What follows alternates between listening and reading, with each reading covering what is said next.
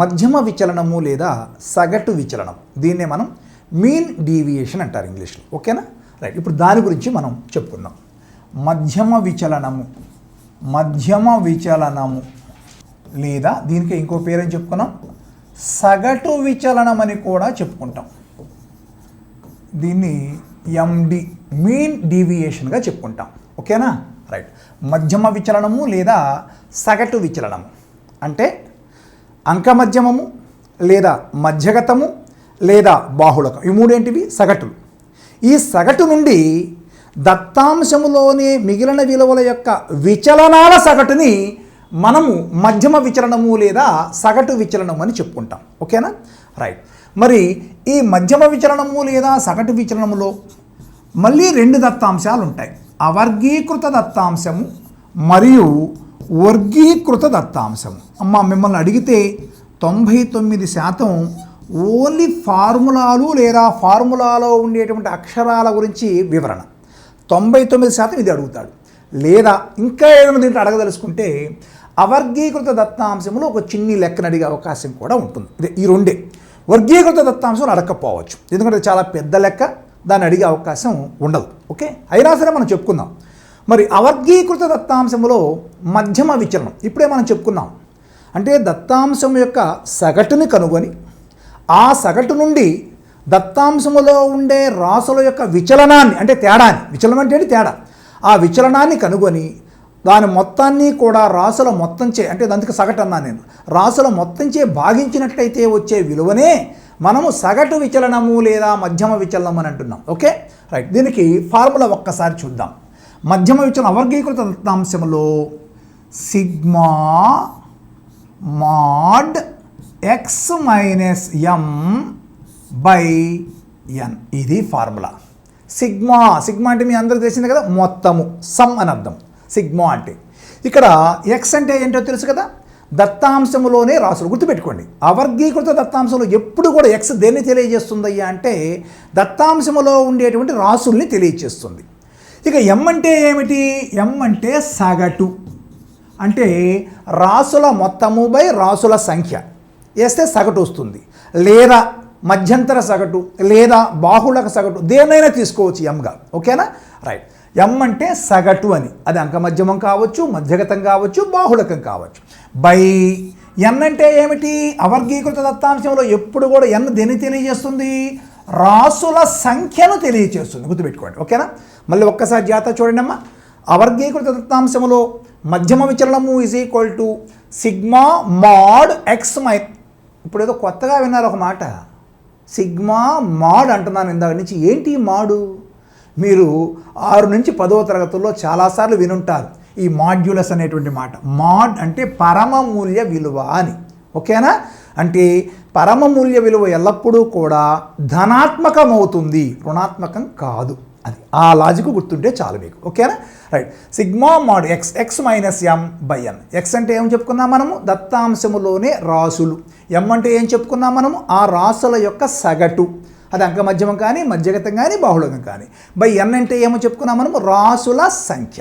ఇది మనకి ఫార్ములా. దానికి మనం ఒక లెక్క చేద్దాం, చాలా ఈజీగా అర్థమైపోతుంది. ఇక రెండవది వర్గీకృత దత్తాంశం.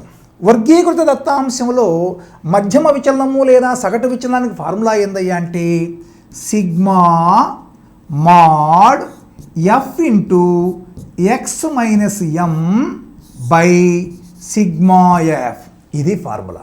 ఓకేనా? మళ్ళీ ఒక్కసారి చూడండి, sigma mod f into x minus m by sigma F.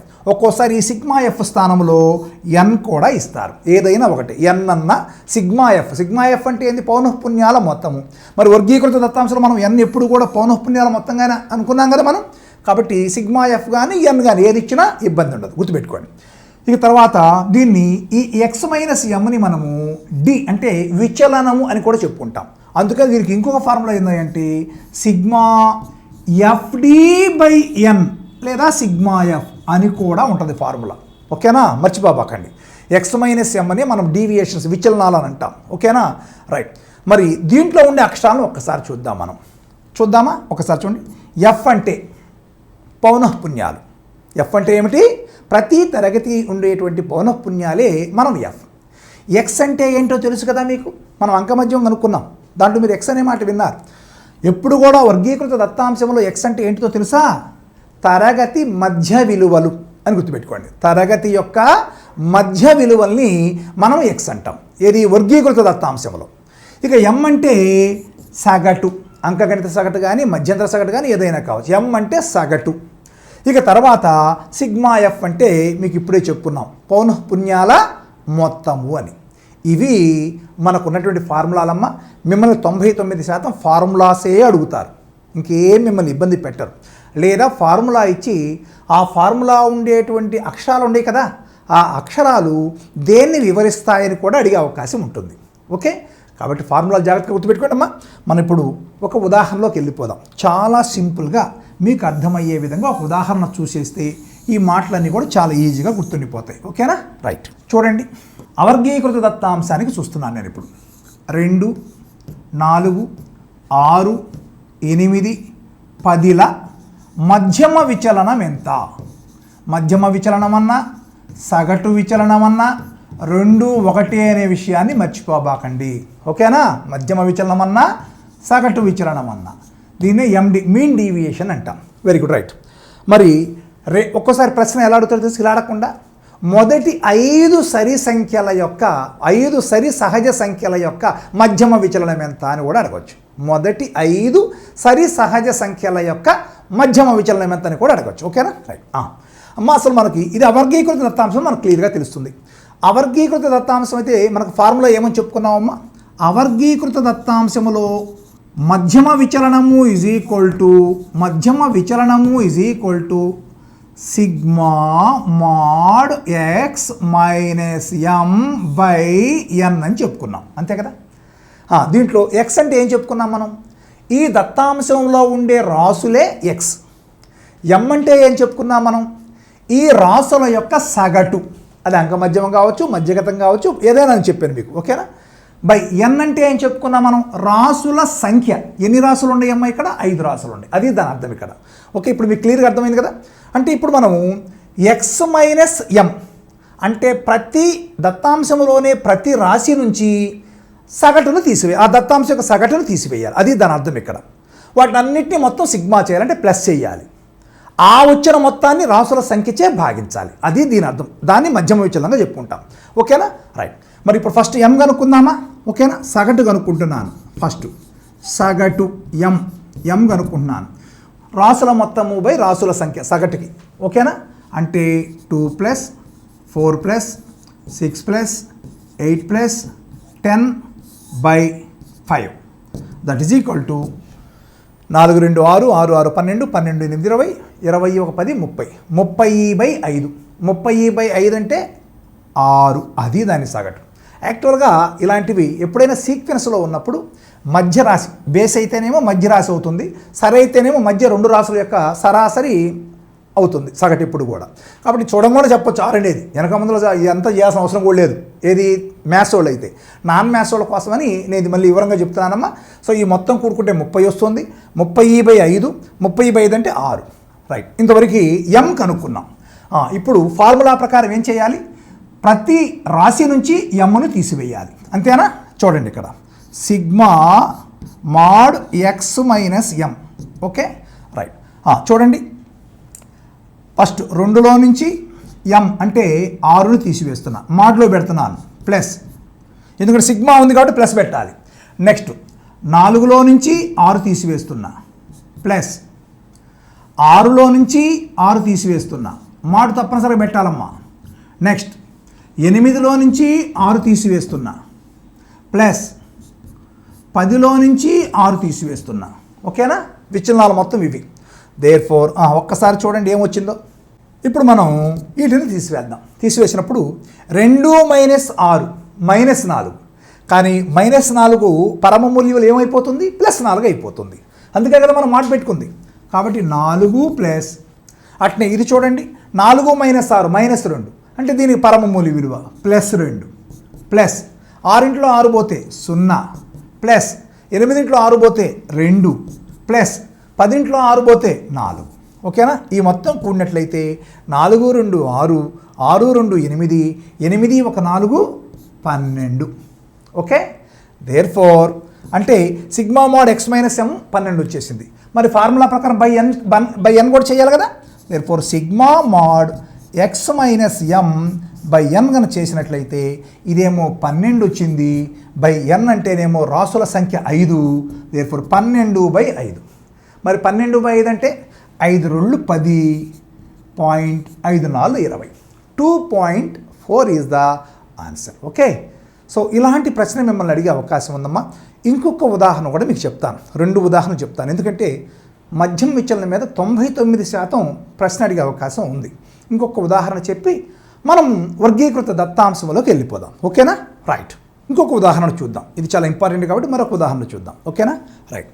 అంటే ప్రశ్న ఇలా అడగచ్చు, మొదటి 3 బేసి సహజ సంఖ్యల యొక్క మధ్యమ విచలనం ఎంత అని అడగచ్చు. ఓకేనా, రైట్. ఇక్కడ మీకు తెలియాల్సింది ఏంది, మొదటి 3 బేసి సహజ సంఖ్యలు ఏంటి మీకు తెలిసి ఉండాలి. ఓకేనా, మొదటి 3 బేసి సహజాలు ఏంటి చెప్పండి. 1 3 5 ఇది అడిగింది. 1 3 5ల మధ్యమ విచలనం ఎంత అని అడిగాడు. అది దీని అర్థం ఇక్కడ. ఓకేనా, రైట్. ఏం చేద్దాం మనం ఇప్పుడు? ఫస్ట్ ఏం చేయాలి? ఫార్ములా ఏంటి మధ్యమ విచలనానికి? మధ్యమ విచలనము is equal to sigma mod x minus m by n మనకు తెలిసిందే, రైట్. ఇప్పుడు ఫస్ట్ ఏం చేయాలి, మనము ఎం కనుక్కోవాలి. ఎం అంటే ఏమిటి? సగటు. Therefore m is equal to రాసుల మొత్తము బై రాసుల సంఖ్య 1 + 3 + 5/3. దేర్ ఫోర్ 4 1 5 9, 9/3 అంటే 3. ఇది ఎం. ఇంకా మనం ఏం చేయాలి? సిగ్మా మోడ్ ఎక్స్ మైనస్ ఎం చేయాలి. అంటే ప్రతి రాశి నుంచి కూడా ఎమ్ను తీసివేయాలి, అంతేనా? దేర్ ఫోర్ 1 - 3 + 3 - 3 + 5 - 3 అంతేనా? దట్ ఈజ్ ఈక్వల్ టు 1 - 3 అంటే -2. -2 యొక్క పరమ మూల్య విలువ +2 + 3 - 3 అంటే 0 + 5లో 5 - 3 అంటే 2 అంతేనా? దేర్ ఫోర్ దీని విలువ ఎంత వచ్చింది? 4 వచ్చేసింది. ఓకే, దేర్ ఫోర్ సూత్రం ప్రకారం sigma mod x minus m by n కదా. Sigma mod x minus m ఎంత వచ్చింది మనకి? 4 వచ్చింది. 4 ఎన్ అంటే ఏం చెప్పుకున్నాం మనం? రాసుల సంఖ్య. రాసుల సంఖ్య ఎంత? ఇక్కడ 3 రాసులు మనకి. ఓకే, 4/3. దేర్ ఫోర్ 3 1 3, 3 3 9, 3 3 9 మీ అందరికి తెలిసింది 1.33. ఇది ఆన్సర్గా మనం చెప్పుకోవాలి. సో డెఫినెట్లీ ఈ లెక్క ఇస్తే తప్పు లేకుండా చేస్తారు కదా. ఎలా ఇచ్చినా జాగ్రత్తగా ఫస్ట్ సగటు కనుక్కోండి. సగటుని ప్రతి రాశి నుంచి తీసివేయండి. వాటి మొత్తాన్ని కూడి బై రాసుల సంఖ్య వేసేస్తే ఆన్సర్ వచ్చేస్తుంది. Okay, right. మరి వర్గీకృత దత్తాంశములో మధ్యమ విచలనం ఎలా కనుక్కుంటాం చూద్దామా? రైట్. ఇది కొంచెం క్లిష్టంగా ఉంటుంది కాబట్టి ఇంత పెద్ద లెక్క మిమ్మల్ని అడగకపోవచ్చు. అయినా ఒకవేళ అడిగినా కూడా నా స్టూడెంట్స్గా ఎవ్వరూ చేయలేకపోయినా మీరు చేయగలగాలి.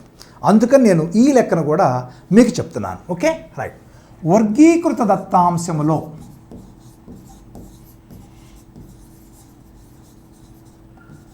మధ్యమ విచలనము. మధ్యమ విచలనానికి ఇంకొక పేరు ఏమిటి? సగటు విచలనం అని కూడా దీన్ని చెప్పుకుంటామని చెప్పాను. దీన్ని సగటు విచలనము, దీన్ని మనం ఇంగ్లీష్లో ఏమని చెప్పుకున్నాం? ఎండి, మీన్ డీవియేషన్. Okay, right. చూడండి ఒక్కసారి. వర్గీకృత దత్తాంశం అంటే మనకు తెలిసిందే, తరగతి అంతరం ఇస్తారు, అలానే పౌనఃపున్యాలు ఇస్తారు. తరగతి అంతరం చూడండి, 0 to 10, 10 to 20, 20 to 30, 30 to 40, 40 to 50. Next పౌనఃపున్యం ఇస్తారు, ఎఫ్ ఇస్తారు. పౌనఃపున్యాన్ని మనం ఏమంటాము? ఎఫ్ అంటాం. పౌనఃపున్యం 5, 7, 10, 6, 2. ఓకేనా, రైట్. ఇంతవరకు ఇచ్చి ఇప్పుడు మధ్యమ విచలనం కనుక్కోమన్నాడు, సగటు విచలనాన్ని కనుక్కోమన్నాడు. సగటు విచలనానికి ఫార్ములా ఏం చెప్పానమ్మా మీకు? ఒక్కసారి చూడండి. సగటు విచలనము ఈజ్ ఈక్వల్ టు, ఇక్కడ వేస్తున్నాను, మధ్యమ విచలనము లేదా సగటు విచలనము is equal to sigma mod f into x minus m by sigma f లేదా ఎన్. ఇక్కడ సిగ్మా ఎఫ్ అన్న ఎన్ అన్న ఒకటే చెప్పాను. Okay, right. మరి ఇప్పుడు ఒక్కసారి చూడండి. ఇక్కడ మీరు గమనించినట్లయితే ఎక్స్ మైనస్ ఎఫ్ అంటే మనకు తెలుసు పౌనఃపున్యాలు. మరి ఈ ఫార్ములాలో మీరు ట్రేస్ అవుట్ చేయాల్సింది ఏంటి? ఎక్స్ ఏంటిది, ఎం ఏంటిది? ఎక్స్లో నుంచి ఎమ్ తీసేయటం, ఇది మనకు తెలియాలి. ఎక్స్ అంటే ఏమో చెప్పుకున్నాం మనము, వర్గీకృత దత్తాంశములో ఎక్స్ అంటే గుర్తుపెట్టుకోండి తరగతి మధ్య విలువలు. Okay right. మరి ఇప్పుడు మనం ఎక్స్ కనుక్కున్నాం అంటే తరగతి మధ్య విలువల్ని కనుక్కుందాం. ఎక్స్ అంటాం దీన్ని మనం. Okay right. తరగతి మధ్య విలువలు చెప్పండి. తరగతి మధ్య విలువలు ఎలా చేస్తాం మనం? ఒక తరగతిలో ఉండేటువంటి దిగువ అవధిని ఎగువ అవధిని కూడుకొని సగం చేస్తే అదే తరగతి మధ్య విలువ. ఓకేనా? ఈ రెండు కూడి సగం చేస్తే ఎంతమ్మా? 0, 10 కూడుకుంటే 10, 10లో సగం అంటే 5. నెక్స్ట్ 10, 20 కూడుకుంటే 30, 30లో సగం అంటే 15. సో తరగతి అంతరం 10 కాబట్టి 15కు 10 కూడుకుంటే 25, 25కు 10 కూడుకుంటే 35,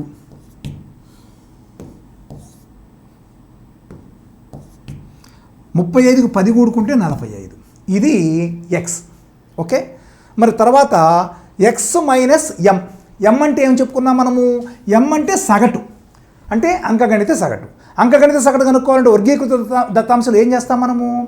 ఏం చేస్తే మనం sigma f x by n. Yes, అది చెయ్యాలి ఇప్పుడు. అంటే అంక మధ్యమం ఫస్ట్ కనుక్కోవాలి. అంక మధ్యమం కనుక్కోవడానికి ఫార్ములా ఏంది? సిగ్మా ఎఫ్ఎక్స్ బై ఎన్ లేదా సిగ్మా ఎఫ్. Okay right. ఇప్పుడు చూడండి, సిగ్మా ఎఫ్ఎక్స్, ఎక్స్ కనుక్కున్నాం మనం, ఎక్స్ కనుక్కున్నాం, ఎఫ్ ఉంది అంటే ఫస్ట్ ఎఫ్ఎక్స్ చేయాలి, వచ్చిన మొత్తాన్ని సిగ్మా చేయాలి అంటే కూడాలి. సో ఇప్పుడు మనం ఎఫ్ఎక్స్ చేద్దాం. ఎఫ్ఎక్స్ అంటే ఏమిటి? ఎఫ్ని ఎక్స్ని హెచ్ వేయటం. ఇదిగో ఎక్స్ ఇది కదా మనకి ఇక్కడ. ఓకేనా రైట్.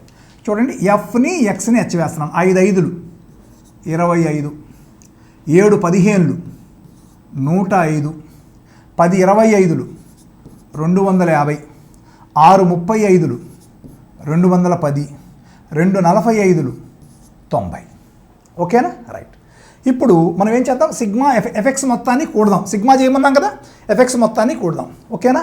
25 ఒక 105, 130, 130 ఒక 250, 380, 380 ఒక 210, 590, 590 ఒక 90, 680.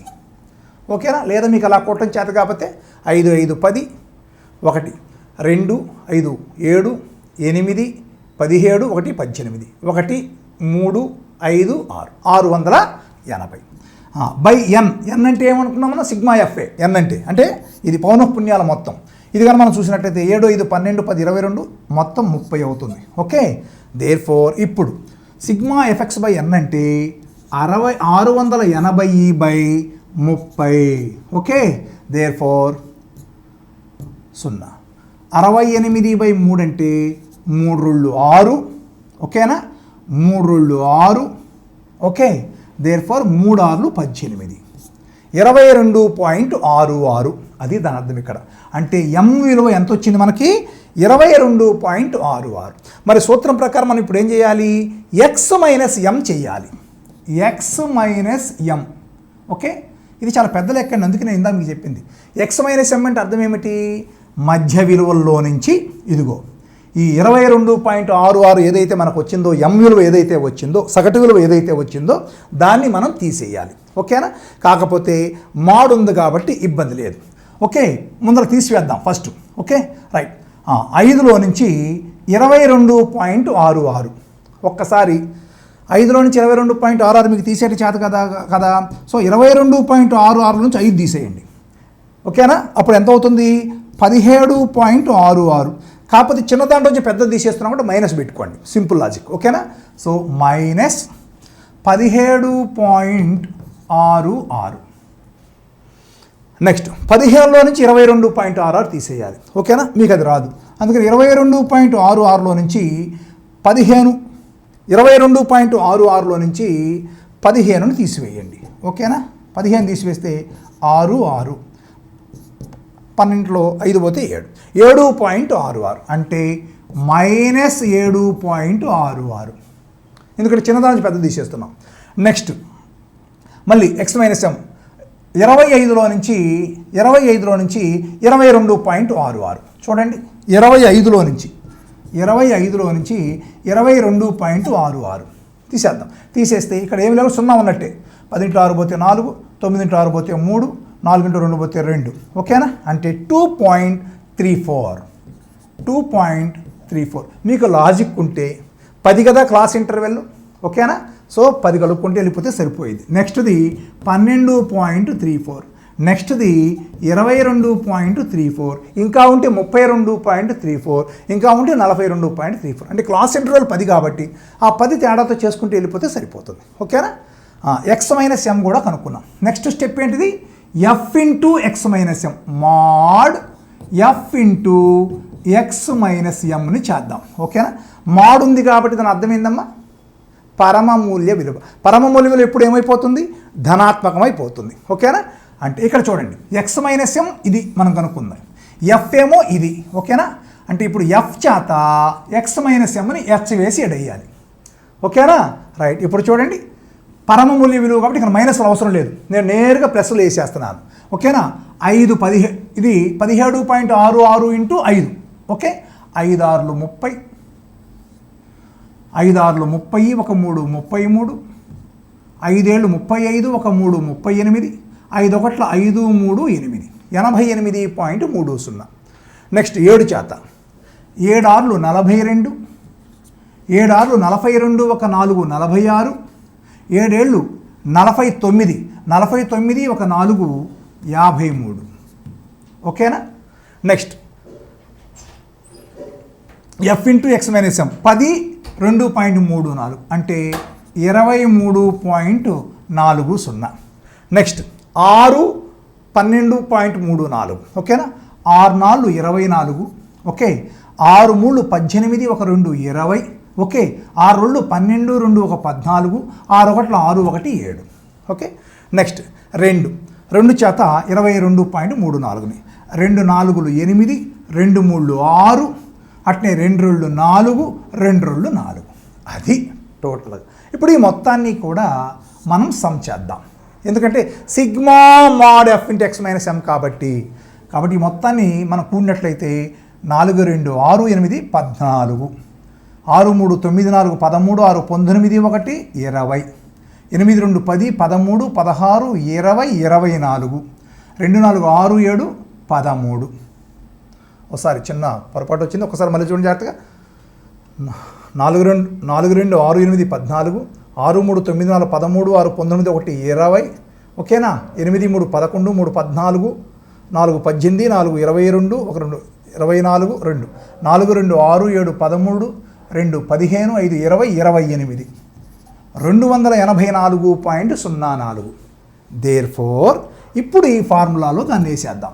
Sigma mod f into x minus m, ఇదిగోండి టోటల్ చేసి సిగ్మా చేసేసాం, 284.04 బై సిగ్మా ఎఫ్ అంటే పౌనఃపున్యాల మొత్తం అంటే 30, దట్ ఈజ్ ఈక్వల్ టు, ఇప్పుడు దీన్ని కనుక భాగించినట్లయితే మనకి ఏ ఆన్సర్ వచ్చేస్తుందో that is the right answer అయిపోతుంది, ఓకేనా? అంటే సుమారుగా నేను ఉరామారికి వేసేస్తున్నాను, 39లో 270 కాబట్టి, ఓకేనా? 9.270 పోతే ఇంకా 14 ఉంది, ఓకే? 39లో 270 పోతే 14 ఉంది, పాయింట్ పెట్టుకున్నాం కాబట్టి 0 34లో సుమారుగా 9.4 అనేది మనకు ఆన్సర్గా వచ్చేస్తుంది. సో ఇంత పెద్ద లెక్క ఉందమ్మా మధ్యమ విచలనము, అయినా పర్లేదు, 1కి 2 సార్లు మళ్ళీ జాగ్రత్తగా వినండి. ఇక్కడ ఫస్ట్ మనం ఏం చేసాము, మధ్య విలువలు కనుక్కున్నాం. మధ్య విలువలు అంటే తరగతి యొక్క దిగువ అవధిని ఎగువ అవధిని కూడి సగం చేసినట్లయితే మధ్య విలువలు వస్తాయి. అలా కూడినప్పుడు మధ్య విలువలు ఎలా వచ్చేసినాయి, ఓకేనా? తర్వాత మధ్య విలువలు వచ్చిన తర్వాత మనం ఎఫెక్స్ చేస్తాం, ఎందుకంటే అంకగణిత సగటు కనుక్కోవాలి అంటే మనం సిగ్మా ఎఫెక్స్ బై ఎన్ అనేటువంటి ఫార్ములా, ఎన్ కానీ సిగ్మా ఎఫ్ కానీ ఏదైనా వేసుకోవచ్చు. అంటే రాశుల మొత్తాన్ని ఇప్పుడు ఈ మొత్తం ఎఫెక్స్ చేసేస్తున్నాం.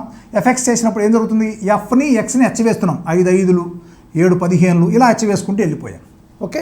సో టోటల్ సిగ్మా ఎఫెక్స్ మనం కూడినట్లయితే 680 వచ్చింది, బై సిగ్మా ఎఫ్ 30 వచ్చింది, దేర్ఫోర్ 22.6 ఇది మనకు అంకగణిత సగటు. సో ఈ అంకగణిత సగటుని మనం ఏం చేయాలి, విచలనాలు కనుక్కోవాలి.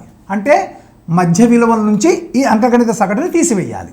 కాబట్టి 5లో నుంచి తీసివేసాం అంకగణిత సగటుని, 15లో నుంచి తీసివేసాం, 25లో నుంచి తీసివేసాం, 35లో నుంచి తీసివేసాం, 45లో నుంచి తీసివేసాం. సో విచలనాలు వచ్చేసినాయి, ఓకేనా? అంటే ఎక్స్ మైనస్ ఎంలు వచ్చేసినాయి. తర్వాత ఎక్స్ మైనస్ ఎంలో వచ్చిన తర్వాత దాన్ని ఏం చేసాం, ఎఫ్ చేత హెచ్చవేసాం. ఎఫ్ అంటే ఏమిటి మనకి, ఎఫ్ అంటే ఏంటిది మనకి పౌనఃపున్యాలు. కాబట్టి పౌనఃపున్యాన్ని దీన్ని హెచ్చవేసినప్పుడు అలా వచ్చింది. అయితే ఒకేసారి మాట పెట్టుకున్నాం కాబట్టి మైనస్లు తీసేసేసాం, నేరుగా అన్ని ప్లస్లే వచ్చేసినాయి. సో బై సిగ్మా ఎఫ్ వేసేసుకుంటే మనకు ఆన్సర్ వచ్చేస్తుంది. ఈ విధంగా మనం వర్గీకృత దత్తాంశానికి సంబంధించినటువంటి మధ్యమ విచలనాన్ని కూడా మనం సులువుగా కనుక్కోవచ్చు. ఓకేనా, రైట్.